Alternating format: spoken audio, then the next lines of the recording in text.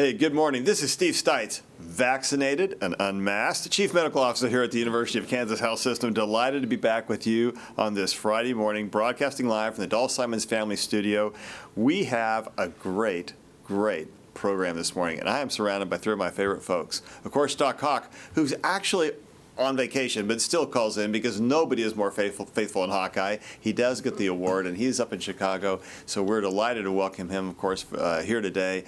David Wild, our Vice President of Performance Improvement, is here. So Wild and I are sharing the stage. That'll be fun. It could be a free-for-all. We have no idea how that's going to play out. And thankfully, Amanda Cackler is here to bring some good balance. Amanda is our Director of our Infection Prevention and Control, but also, gosh darn, a quality program. So she does a lot of great work here. She's been here with us before, too. All right, so yesterday was like the big news day. The Royals lost their 11th game in a row. Oh, wait a minute. That's probably not the big news we're going to be talking about, because that may not be big news actually. But instead, it's really going to be about the CDC and their new masking guidelines. But first, Hawkeye, how are we doing today? Yeah, that's a real power group you have right there. Wow. I know. Brain power. I know. I think I'm the low man on this totem pole. So. I think with the good news about the masking, we also have some good news with our inpatients. Right now, Hays has one active and one in recovery. And in our health system, we actually have 15 active infections. So that's a good change from what it has been this last week or so. I should note that, though, 15 active infections, but 11 of those are in the ICU. However, only 3 are needing the ventilator. We still have another 11 that are in that recovery period, so 26 total. We unfortunately did have 2 deaths on the 13th as well. Prior to that, it was the last death was on the 4th of May. All right, so that is a lot better than where we were. But the best thing, of course, of the last 24 hours is this new masking mandate. Or wait a minute, the lack of a masking mandate from the CDC or recommendations for those of us who have been vaccinated. Remember what we said, live long and prosper, the V for vaccination, and now you don't even have to have a mask on. So Hawkeye, talk to us a little bit about that, and we're just going to go around the table here and talk. Yeah, I think it was really welcomed by a lot of people, by the public, but we have to understand this is for fully vaccinated people. So we really do need the responsibility of every individual to continue to go out and get vaccinated if you haven't been. It is one step closer to normalcy. By no means is the virus gone. We still need responsibility. We also have to understand that in the healthcare setting and in certain other settings like travel, we still need to be doing the masking. Protect yourself. So I think it is good. It is one step closer to normalcy, to 2019 type things. But we still do have a lot of work to do. And I think we can all get there. And I really believe that, the rest of this spring and this summer is going to be much better than it was last year. Yeah, I think that's right. Although, Wild Man, your new name, Wild Man. We've called that a time or two. Yeah, I'm probably not too original. But the masking, the question, things from the CDC comes with a lot of quid pro quos, a lot of caveats. Yeah. Talk to us about that. Yeah, I think it's really important to talk about what this is and what it isn't. First, it isn't any sort of recommendation that masks aren't beneficial or that masks are no longer needed.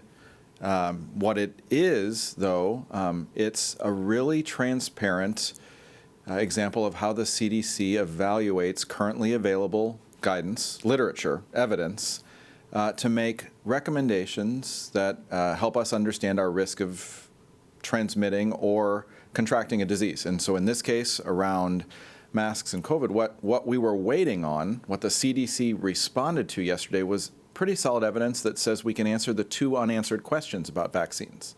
Do they work to prevent asymptomatic or mildly symptomatic disease and transmission to others? And how effective are they against the variants? And that new information was what led to the CDC saying, hey, if you are in fact fully vaccinated, your risk of severe disease is reduced, your risk of hospitalization is reduced, your risk of death is reduced, right? Those are the things we knew from the phase 3 trials and the EUA applications. And now we can say with certainty there is benefit, pretty significant benefit in reducing the risk of infection due to variants. And also now that the U.S. evidence and the evidence out of Israel says the risk of mildly symptomatic and asymptomatic disease is greatly reduced, as is your risk of transmitting to others in those circumstances. So now we know the answers to the questions of what is the full picture of benefit of vaccination. That's what was new yesterday. Yeah, so that's a pretty big deal. Amanda, what do you think about this? Because is that going to change our infection control procedures here in the hospital? Oh, those questions are already starting to come in. Everyone is so excited to hear about this, especially the majority of our organization in the healthcare setting being fully vaccinated. However, it is very clear in those guidelines that it doesn't apply to healthcare settings. So in some businesses, it even indicates in there may be jurisdictions that still indicate masks are required. So just because you're fully vaccinated and you're going into a public space doesn't necessarily mean it's going to change your masking behavior. So it's important to pay attention to what those, I'm sure there's going to be signs everywhere in local businesses, and some are going to say masks aren't needed, and some are going to say that masks are still needed. So I think it's, and there's still going to be fully vaccinated folks who are going to choose to mask because maybe they're used to it now, or maybe they're considering the risks of others in their household and that sort of thing. So I think it is a big step in the right direction for us to return to normalcy. I think it'll also hopefully promote some additional vaccinations for folks who want to go into situations where they don't need a mask, and being fully vaccinated, now having that information that we don't need to mask. So that's good news. But I don't think it's going to change our healthcare setting guidance. You know, Dr. Pahud pointed out the other day that about 1 billion people have now been vaccinated around the world, and that's a crazy high number. Unfortunately, that leaves a whole bunch of billions that aren't vaccinated, but having had 1 billion means that we've had incredible experience with these vaccines, and we know that they're safe. You know, if you just think about any other medication, there is just no darn way that within a year's time, you would have had 1 billion people get that medication. We've had 1 billion people get the vaccine, and we've had so few side effects.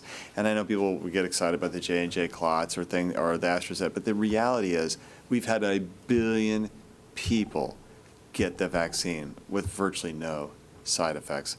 But COVID has side effects, and either you have it acutely or you get the long haul syndrome, and both of those are bad, really bad outcomes. So let's take a little poll individually.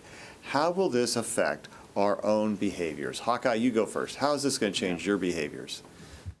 You don't. I will certainly be less reluctant to get out to doing things like to Children's Mercy Park or Sporting Park, to go to the K. I'm still going to be reluctant indoors, going out to eat and things just because of the conditioning that we've all undergone for this past year. So I'm really going to look still for those safe environments, those outdoor environments when I can, especially with the weather being nice now. But I think eventually it will get a lot better for me personally, and being able to get out and doing those things, meeting with friends indoors, such as that. But I think it's a good step forward, and I would still like to understand that a majority of those people from 20 to 50 are vaccinated. We know there was a large hesitancy in that group. So I'll get there. It'll be less reluctance for sure, and small baby steps, of course. But still, I want to keep myself healthy, especially prior to my kids getting vaccinated and things of that nature. Still want to be able to do that. I don't want to miss work.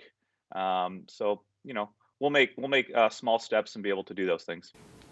Amanda, how will it affect yours? I don't think immediately there's going to be too much of a significant change. Kind of like Dr. Hawkinson, I don't do a lot of indoor group socialization.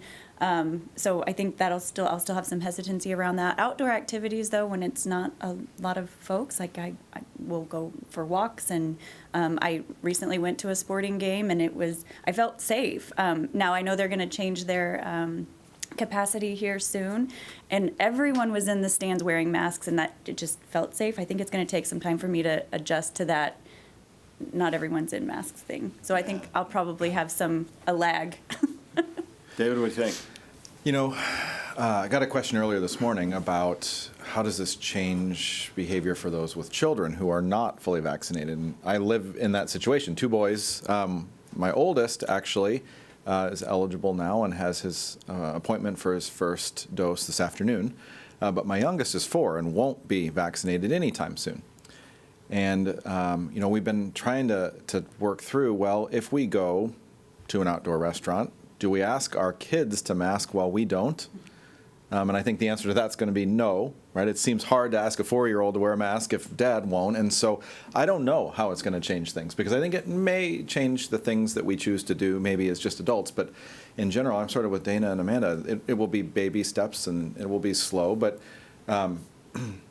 we still know that right now in our community, maybe 44 to 47% of those that will be around have had one dose, and only 35% are fully vaccinated. And so I think that is also part of the story. When you look at the studies yesterday that the CDC cited, the study design looking at asymptomatic disease is very similar between the Israeli study and the U.S. study. And the efficacy of the vaccine in the Israeli study was 94%, and the efficacy of the vaccine in the U.S. was 80% at preventing asymptomatic disease or mild disease. And when you start to ask yourself why, I think part of the reason is that a vast majority of the people in Israel included in that study are already vaccinated, where here it's not quite the same. And so you can see that, yes, the vaccine offers significant benefit in reducing your chance, but these other things still matter. And I don't know how much it's going to change what we do today or tomorrow. And you can still give this, even though the odds of giving it to someone else are reduced once you've been vaccinated, it's not zero. And plus, we work in healthcare, and I think we have to remember that. And that makes it, I think you still bear the cloak of social responsibility and professional responsibility. And so if you know you're going to be around people who are vulnerable, then I think you have to still look at it a little differently. I've avoided big crowds. I'm going to take a flight at the end of this month to see my sister. I haven't seen her in almost 2 years, I think. And so my wife and I are looking forward to that. But I'm going to wear a mask on that airplane. I'm going to wear a mask in that airport, which, by the way, you still have to do according to the CDC.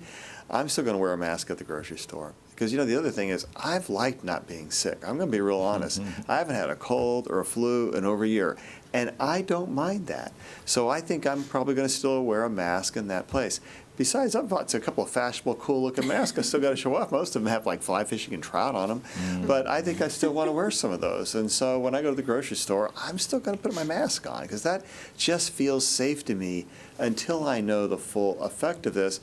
And I don't want to take the chance of bringing it back to a patient. And even though I'm going to always have a mask on, there'll just be that little thing in my mind saying, are you really safe? So I think I'll probably still wear it. I'll probably be more comfortable going in the restaurants now. I'm going to be more comfortable going into public spaces because I'm doubly vaxxed. And I think it does make me feel better. Does it make me feel normal? No, it doesn't. Not until we really see that 80% of people have been vaccinated, and we really see the numbers drop down. And I'm glad our numbers are at 15 today, but a couple days ago they were at 27. We're just kind of bumping along with that. And I'm going to expect with these guideline changes, our numbers are going to go up a little bit. I don't think they're going to go back up to 100 or 200 or anything like that, but I wouldn't be surprised if we see a little bit more burden of disease. And I think what the CDC at the end of the day said is, look, we have pretty darn good evidence. It's not perfect, right? Not perfect.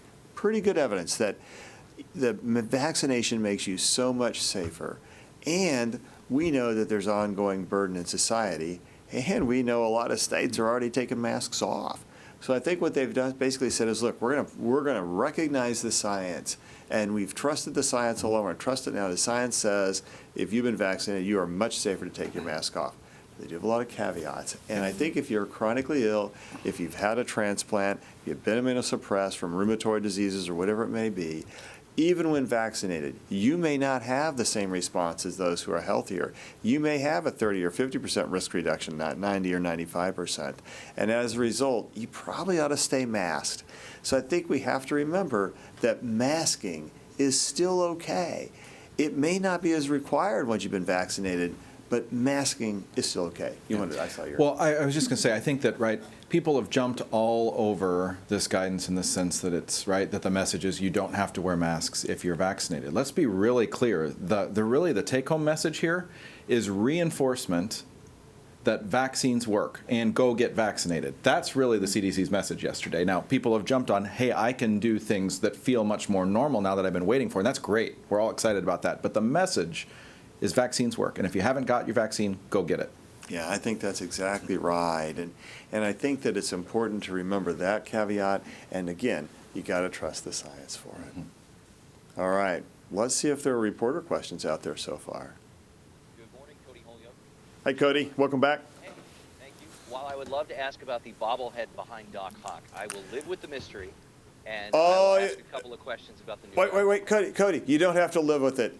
This is Fauci in a cabinet. Hawkeye, Okay. well, explain to us, does Fauci travel with you everywhere? No. That's me. Yeah. That's Hawkeye in a cabinet? Wait. You're at your parents' house. Is this what your parents have in their house when you're gone? Do they have it your helps me be bobblehead? close to them. No, it's Awesome. actually it was actually a Christmas present to them, but since I haven't seen them since only once since November of 2019, I finally brought their Christmas present. It was actually the first one I got was a gift from Amanda Cackler, and the rest of our infection prevention nurses for my birthday last year. So they started it basically. Okay, well, that's good to know. So it's really Hawkeye in a cabinet. Okay, Cody, maybe we should just take on your question now. Mystery solved. Thank you. I have a couple for you, just for clarification, and I've gotten this question as this news comes out. Is it safe for vaccinated people to unmask in front of non-vaccinated people and vice versa? Because mixed groups are inevitable with this guidance. Oh, they are indeed. So that's right. Hawkeye, what do you think? Is it safe for a vaccinated person to unmask in front of unvaccinated people? You know, I'm not sure that there's been any change in the guidance that originally came out a few weeks ago that states that, if you are a fully vaccinated household, you can meet with one other household that's unvaccinated fully, provided there's nobody at risk of severe disease in that household. So I don't think anything on that front changes. Really a lot what this is, and we heard Dr. Wild speak to it before, just before the question. It is for vaccinated people to gather and be able to do things indoors, fully vaccinated people, because two words, vaccines work. So. That's right. And David, to that point, they actually say that you can go back into restaurants recognizing that there's a mix of vaccinated and unvaccinated folks in those settings. Yeah, I think that the studies that are cited here show that even when you have interaction with someone who's unvaccinated who might be carrying the disease or might transmit it, your risk of actually getting it if you're vaccinated is low. So that's sort of what they're saying based on the science. There was not a whole lot of guidance that says can you now meet with 6 unvaccinated families or 10 or 20. That really wasn't part of what was released yesterday. And so I think those questions are sort of ours to answer ourselves around our personal responsibility and what makes us feel most safe. I think there is the infographic that they demonstrated, and it shows the safe to less safe. And in all of those situations, if you're unvaccinated, the mask is always recommended. So maybe the vaccinated person can be unmasked, but Exactly. I think the question was, and vice versa, and I think the answer to that is no. Definitely that no. If you're unvaccinated, you really should still continue to wear a mask. And I think one of our struggles, too, has been that some of the unvaccinated people are some of the people who don't want to be masked, and that's still going to be a little bit hard. And it was interesting because as I read the CDC guidelines and the reports, et cetera, Chiefs, Royals, well, let's start sporting Royals, Chiefs, because that's probably the time sequence. But I think it means if you've been vaccinated, even at those events, do you need a mask now? It kind of sounded like the CDC says you don't if you're vaccinated. And I think it'll be interesting to see what those organizations do if they're going to require masks, still knowing that many of the patrons aren't going to be vaccinated. And so from kind of that public health perspective, are they still going to require masks? Again, they were doing such a great job of promoting the masking just this week. Yeah, the guidance yesterday very clearly says yes in healthcare settings and yes on in public transport, masks will be required. It also says some businesses and industries may require them, even if there's not a county health order, a state health order mandating it. And it will be interesting to see, right? If you're a business, say, that regularly has children, and Sporting Park and right the K and Arrowhead find themselves in that scenario. If children are not vaccinated yet, do you change what you're doing? I don't know the answer to that question. It's hard. But is that any different than another unvaccinated adult at that thing? I think it's just hard. And I think here's what I also believe. We are still building this airplane while we fly it. And with this change in the order, we're going to see what happens. And I think to your earlier point, David, that a lot of, yep, great, but we got the infographic up, thank you. I think that a lot of what we're going to do is learn going forward, but this is also your best incentive to become vaccinated, because we're saying, the CDC is saying, you are safe to go into crowds once you've been vaccinated, indoors and outdoors. That's a big statement. We have never said that on this program up until now, right? The CDC is now saying we've read the evidence, we've reviewed it, and we think it's safe. Now, at the same time, the New York Times did a survey of about 900 epidemiologists, and they were like, we think this is a little early. Yeah. And so they're still a little reluctant. And those are the same kind of folks who are looking at the same data at the CDC. I think what the CDC is responding to, though, is not just the purity of the question, but also the reach of the question, meaning you're also having to talk about businesses and economies and things of that nature. So I think they're saying, we think there's enough evidence to go out there. We're going to keep watching and see what the data shows it. We may have to change our course, but we think it's time for vaccine and for society to begin to reopen and to feel like you're going back to normal. And Dr. Walensky said very clearly yesterday, right, the director of the CDC, this is not a declaration of victory. Right. This is not done. It's a declaration of vaccination. Yeah. All right. Cody, did we answer your question? Yeah, but you bring up an interesting point, and I mean, there's the plan on paper and there's the plan in reality. You know, there's a lot of talk about the honor system with these new recommendations and concerns that unvaccinated people who are against masking won't wear masks and then they'll just pretend that they're vaccinated. I imagine policing this will be much more difficult with vaccination numbers not where they need to be. Do you have any concerns moving forward, and if so, what are they? Yeah, I clearly have concerns, and I think you're right. And I think that it is the honor system. I don't know if we're going to have vaccine passports in the future. I think the Kansas legislature is trying to pass some rules against that. And so I think that's going to be a really hard thing to do. I to have a true passport, and maybe that'll come about. We'll see. I guess the evidence will drive that decision down the road. But for right now, I don't think that's in the cards. I suspect that it is going to be an honor system, and we're just going to ask people to try and tell the truth. And you're right, people who don't want to wear a mask may just say, I've been vaccinated. They may not tell the truth about it. And the problem is the folks who are going to suffer from that are the rest of the people who aren't vaccinated. So you got to recognize when you make that decision, the one who's most likely to get harmed is yourself and then the other unvaccinated people around you.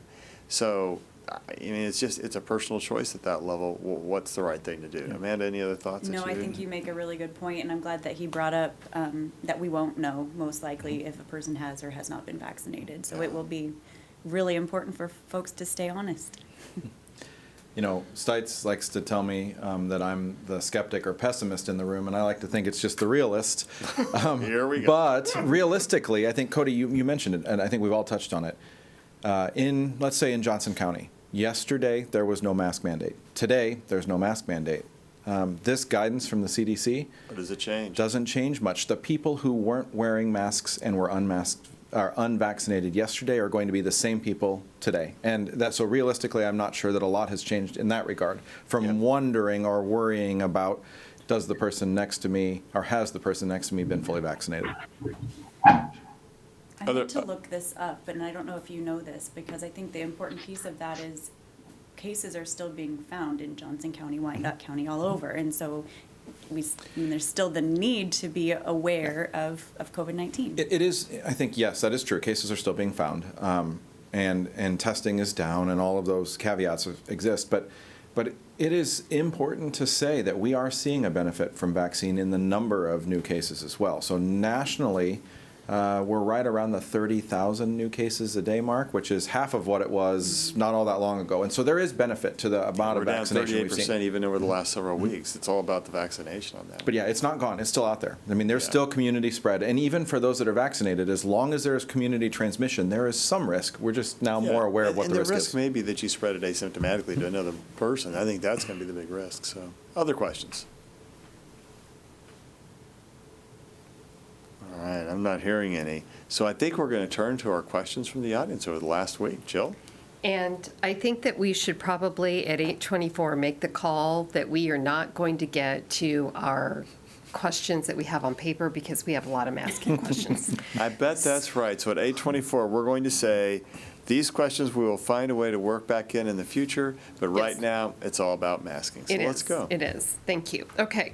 So to get started, they're coming in so fast that you know how your phone will scroll. Yeah, it blows up.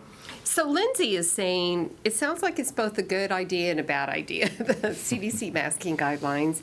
And I'm going to add to this, what do we do about traveling to hotspots? Is Yeah. there? You know, the What are your CDC thoughts? didn't relax very much around international travel. They still want you to do some testing and things like that. So I think hotspots. But the other problem is that it's such wide community spread anymore. What's a hotspot now? What's a hotspot? Hawkeye, talk to us about that. Yeah, I mean, I think that's a good point, and I was going to bring that up later in my final thoughts. But again, you're only as strong as your weakest link. We know that these vaccines provide very good immunity, probably better immunity than natural infection, especially if you had gotten the disease and had mild disease. You know, say before the first of the year, before that UK variant was really prevalent. Um, but we know that there are variants out there that maybe can evade the immune system even more, like the South African variant, like this new Indian variant as well. So those are very concerning. So I think traveling to hotspots and things like that still remain a little bit risky, and you just have to understand what are the infection dynamics in those areas. Uh, the vaccine still provides very good efficacy, but not necessarily the same efficacy as against those that original strain to which they made the vaccine to. So I think it's something you need to consider if you are thinking of traveling, and just you have to take all of that into consideration and really judge the risks and the benefits of that. All right, Isaac wants to know, I've been hearing some assertions that HIPAA makes it illegal for businesses to ask about someone's vaccine status. Could you set us straight on that? That's a good question about HIPAA, David. What do you think? Well, I pitched that one over to Wild while I think about it. For just a minute. several thoughts.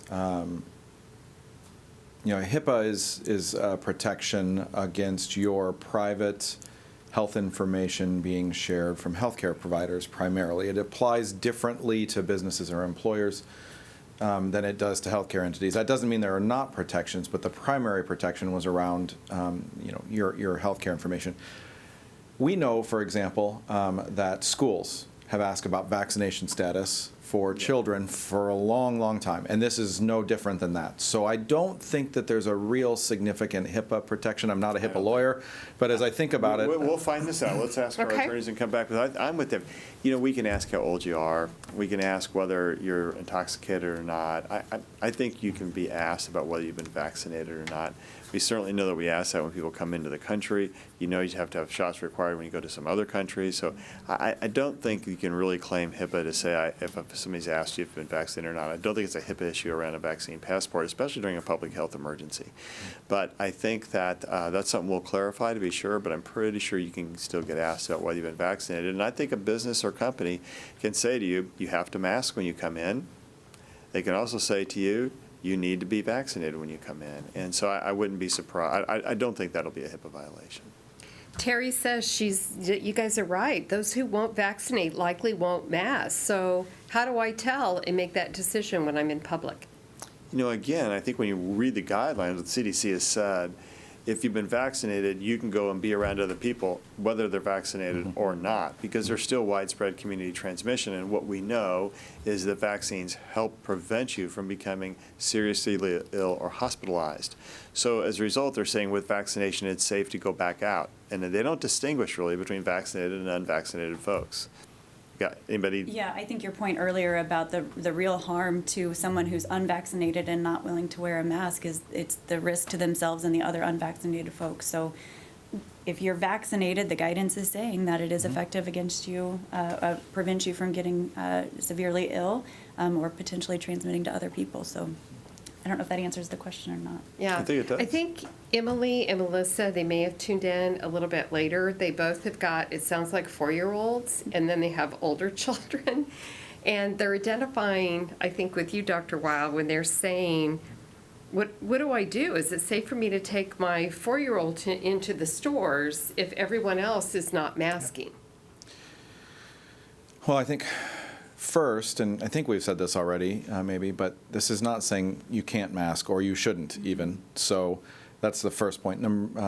Secondly, your children should continue to mask in this circumstance, regardless of whether it's the grocery store or any other indoor venue, because they are unvaccinated. Now, the question of what degree of risk is posed to your unvaccinated children while masked for from others who are in the store, the CDC guidance would still say the only people who should be unmasked in the store are those who are vaccinated. We know that won't be in reality what happens, but that's a risk that is sort of unquantifiable at the moment, right? Because we don't know who is and who is not next to you, and so you'll have to make those decisions. Is that the best plan to take your kids? And if you need to or you have to, we know the benefit of masking for the person wearing the mask, and we know that there is a benefit there. If you have to do those things, then of course I think you can make the decision to reduce their risk as much as possible. But the thought, I think, that we can control exactly how that's going to look and that there will only be people who are vaccinated unmasked, I think, is probably not realistic. That's not how it's going to work. And we already know a lot of people. I mean, I travel in southern Missouri a lot, and there have been a lot of masks there. There have been a lot of masks in some outstaters, and not a lot of masks sometimes here. I think we just have to recognize the reality. The reality is, and the statement is, that vaccines can keep you safe, unmasked in public settings. We think that's true because that's the science, and we're just believing in the science. Now, from that, we try to draw conclusions, but I think we have to be careful about all these other things because the reality is that's not what the science is addressed. It's addressed, are you safe as a sole agent if you've been vaccinated going out into society? And the answer is, as long as you're not immunocompromised by either transplant or some other disease or you're on medication to suppress your immune system, the answer is you're safe. So I think that we have to stop and say, that's the answer. We want to take it much broader than that, and it's hard because we don't have those answers yet because the airplane is yet unbuilt. And Sandy's question is about immunocompromised people. She says, even if I get vaccinated, do I still need to wear my mask? So here's what I would say to somebody who's immunocompromised. I think the information that I'm reading, for example, in lung transplant, is that, or in transplant in general, it's about 50% effective. And that means it's only 50% effective at preventing critical illness and death. So I would tell my transplant patients you still need to wear a mask, but I'm going to pile on to that. Remember what we tell transplant patients when you go out into public places? You wear a mask anyway because your risk of influenza, RSV, et cetera, are still there, and we don't want you to get that because you can really get sick and die from that with a transplant. So I think if you've been a transplant patient, you're going to still wear your mask, but it's not just because of COVID-19. It's because we always tell you should wear a mask. And I think in this setting, especially when there's such uncertainty around some of this, I will be telling my patients that are chronically ill or immunocompromised who have had a lung transplant that they should still be masked when they go out into public settings. Thoughts, team? Hawkeye, what are your thoughts about that, Hawk? No, I mean, I agree totally with that. Yeah. And Roxanne wants to know from Dr. Hawkinson, I am fully vaccinated, but I have blood cancer. What about me? Can I take my mask off? What do you think on that one? Yeah, I think this continues to go to the individual risk that we've talked about. Really talk with your medical team.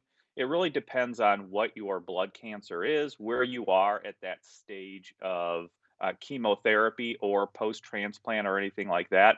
Just as Dr. Stites had said about those immune-compromised people in lung transplant, we know that in other solid organ transplants as well, it is certainly a significantly lower rate of people that at least have shown to develop antibodies. So there is that risk out there. I think you need to continue to take those risks into account and just understand that if you are out in public in those indoor spaces, there is that very real risk now of people who are not vaccinated who are continuing to be unmasked. So really take those protections as much as you can for yourself. Okay, Maggie says, now that we're on the honor system, will there be contact tracing and consequences if an unmasked, unvaccinated person makes others sick? Oh, that's a big question. I think the answer to that is I don't think there are going to be consequences. Now, you help us with a lot of contact tracing, guys. What are your thoughts? So I think from the impact on a vaccinated person, unless you have symptoms, there isn't going to be that need for you. And I don't know if this is, contact tracing typically leads to quarantining. And unless you have symptoms, it isn't going to impact you if you're fully vaccinated. In fact, they say specifically if you've been vaccinated, you don't have to stop in quarantine after you've been exposed. Right, unless Unless you you're have symptomatic. symptoms. Yep. But consequences, I'm not sure what that, I don't think we can do that. Yeah, I mean, there have been stories in the mainstream news media of consequences in other countries. Someone knowingly, for example, knowingly positive, going into a public place, trying to infect others. I have not seen or heard of any really appetite for significant consequences for those I think there have been things. places in the U.S. where folks were charged who did just that, but that's vanishingly small, and the masking thing doesn't change that. Yeah. Okay, Isaac said he read in the New York Times an op-ed that said the concept of herd immunity doesn't really apply to COVID. What do you think? Yeah, I haven't actually seen that. I'd have to go look up that thing, but I think herd immunity does apply. But you can get there in a lot of different ways, because I think what we're seeing is we're seeing such a significant drop in cases that's much faster than the drop in vaccination. My suspicion is we've got both immunity because people have had it and because people have been vaccinated, and so we've had a total number of people that have been essentially exposed to the virus. But I don't know. I'll have to go read that op-ed. I also don't know. I haven't read the op-ed in question. What I think I would say in general is, the concept of herd immunity in the sense of sort of eliminating this disease is probably a tall order at this point, because our borders, whether we're talking about the borders of our country or individual borders between states or counties, are effectively artificial. Transportation and travel is so easy that unless we got 80% of the global population vaccinated in the next year or two, and that's a very quick timeline for that, by the way. Unless we got to that point, we would be unlikely to eradicate the disease. So if the op-ed was saying, there's a benefit to vaccination and there's a benefit to getting more people vaccinated, but it's likely that this disease will be around it some way or some level, kind of like the flu, I think that's not an unreasonable endpoint. And so if that was the point of the op-ed, I would agree, but without reading it, I can't really say a whole lot more. I was trying to find it. I'm not able to find it right now. I was going to look at it really quick, but we'll figure it out. I would just like to add too. I think we have to understand, what kind of degree of herd immunity are we talking about? Is it like chickenpox where people are vaccinated now, so you have extremely good herd immunity where you aren't having cases of chickenpox or polio through vaccination? Is herd immunity now, is that going to be a reduction in the overall cases? Yes, probably a reduction in the hospital capacity being put to the limit like we saw earlier on in the pandemic. Yes. Herd immunity, is it going to be essential workers going to be able to continue to work, and our supply chain is going to be continued to be open? So I think we have to understand what kind of degree of herd immunity are we actually talking about here.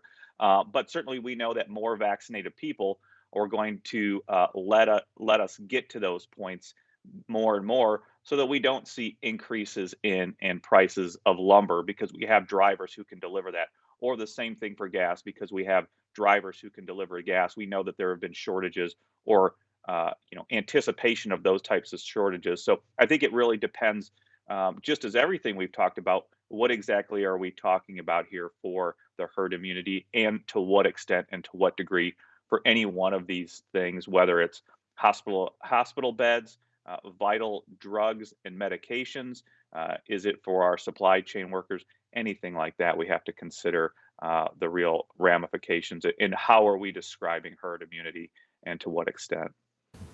Shailene lives in a county where less than 30% of the people are vaccinated and they don't want to wear masks. And she's worried about the kiddos who are under age 12. Is it going to be safe for them? It's kind of coming back maybe to the 4-year-old example. Yeah, I think that this question doesn't change the situation for children. I think we have to just say it really doesn't change it. Now, kids down to 12 can get vaccinated, which is great, then they can be protected, but I don't think it really changes it. The epidemiology of infection in younger children, they don't tend to get as sick. They can get the post-inflammatory syndrome. There may be some long-haul consequences. So I think it's appropriate to be concerned. But I don't think this question of if you've been vaccinated, you don't have to, or the statement that if you've been vaccinated, you don't have to wear a mask indoors and outdoors anymore, really changes the epidemiology and the dynamics of that in general for kids under 12. Well, I think your point earlier, it doesn't change the epidemiology for anyone unvaccinated. Right, exactly. Regardless of age. And the fact is that if you're living in a county where people aren't vaccinated, they haven't been masked, nothing's changed. And right, except for the few people that have been vaccinated can take their masks off and feel safer. So I don't think it affects them. I think the real thing that will help those who are under 12 is as we get more data, as Barbara Bahoud talked about from Children's Mercy and Mario Castro on Wednesday, as we get more data around vaccinating kids and know that it's really safe for those under 12. And I think that'll be forthcoming. I'm very quite confident we'll get it. It's just going to take a little more time. Kim wants you to restate and clarify, if I'm immunocompromised, do I still have to wear my mask indoor or outdoors if the people I'm with are vaccinated? Yeah. Or does it only apply to healthy people? Yeah. Again, this is my personal opinion as a physician now, and it's a little bit of that. We're building the airplane while we fly it. My advice to my transplant patients is right now, when you're not around people who are in your bubble, has not changed.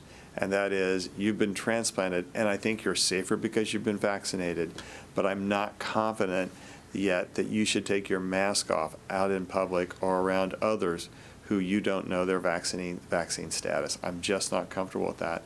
Plus, we tend to tell people, especially early after a transplant, that they should wear a mask anyway. Plus, masking reduces all sorts of infectious disease, as we've all seen this year, right? But transplant patients are susceptible to, and I'm talking about lung transplant here, are susceptible to lots of airborne viruses and things like adenovirus, RSV, influenza, and we can go on down a list, rhinovirus. And so I prefer when they're in crowded situations that they wear a mask when they fly. I tell them to wear a mask, and I would say to them, even if you've been vaccinated, wear a mask. This is going to prevent anything right now, and we're not completely sure of the success in transplant with vaccine. Okay, now, David, Amanda, what do you guys think? Nothing else to add. Yeah, nothing else. Hawkeye? Yeah, just echoing your point, I've had this conversation with one of our excellent transplant physicians, Dr. Jeffrey Klein, who works with kidney transplants. And 30 to 70% of those people who have gotten vaccinated, who are on significant immunosuppressive regimens, won't develop at least detectable antibodies. So I think it is very important to understand your risk, talk with your physician and your medical team that's directing your immunosuppressive medications, and really continue to do those non-pharmaceutical interventions right now until we get more information.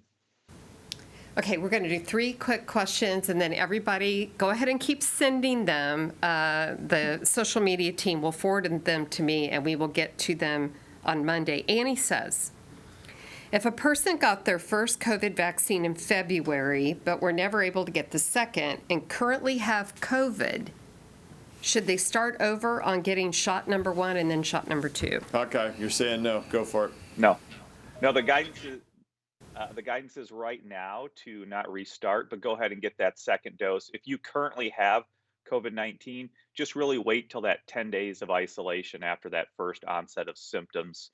And then you can go ahead and get your second dose of vaccine. We've always stated that, maybe a delay from that either 3 weeks or 4 weeks to that second dose of either Pfizer or Moderna is not such a bad thing. That's just not what the guidance is, but you should go ahead and get that second dose when you can get it. Kathleen writes, so vaccinated people stop wearing masks. Do we know yet how long these vaccines last? Because when it wears off and no masks and COVID is still out there, could this start all over again? Good question. Great David question. Wild. So I think the first answer I would say is we know from the earliest of participants in the clinical trials, and those vaccines really started in August last year. So we know that people who were vaccinated early in the clinical trials are still showing immunity related to those. We're not quite at a year yet, right? We're not yet to August, but what we know is that we have good evidence to say at least 6 months. That's the reason for the CDC's recommendation that if you are within 6 months of your vaccine, you are protected. We will continue to see, based on those early participants, what the duration of that immunity is, but it's at least 7 or 8 months now, And we expect, based on other vaccine evidence, that it will be a year or more, and we'll know that in due time. But the concern that's raised in that question, I think, is very real. I mean, if immunity wanes at 11 months or 15 months, and there's not a booster, and people don't get it, and we're not wearing masks, and COVID is still out there, could this come back? Well, if that perfect storm circumstance happens, I think it's very possible. And so it's a great concern. It's part of the reason why we're trying to understand what the duration of immunity is and what the risk is. And I think we're going to know more and more about that duration question. Yeah, I don't have anything else to add. I was going to kind of echo what he mentioned. Last question goes to Dr. Hawkinson. Stacy wants to know, are your vaccine-eligible children going to get the shot? Yeah. Yes. The simple answer to that is yes. I'm looking forward to that. That will be happening Monday. They are ready for it and excited. And is there a teaser to go with that, Hawkeye? It may be in studio to let other people know and see that it is safe for younger age people, 12 and above, to get the vaccine. So some people may be able to see that on Monday.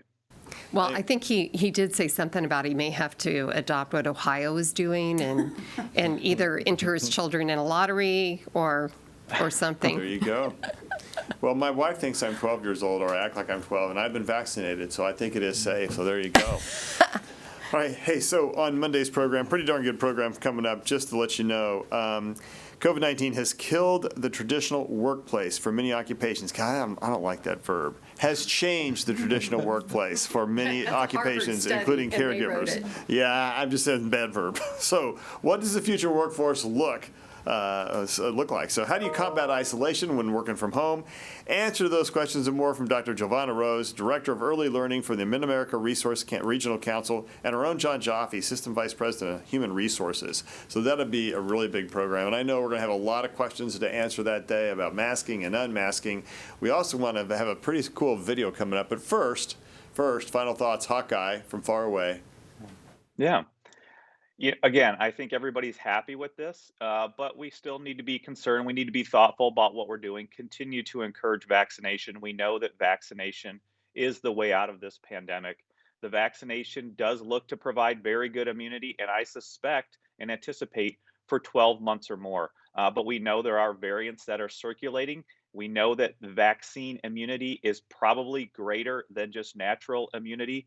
So please continue to get vaccinated, protect yourself, protect the people around you, and we will keep promoting that. And hopefully, we are now one step closer to getting back to being able to what we want to do.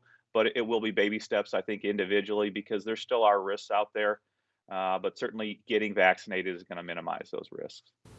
Amanda. Yeah, I think this weekend we're in for some rain. So what a great rainy day activity. Go get your vaccine. Oh, I like that. Well done, Cackler. That's perfect.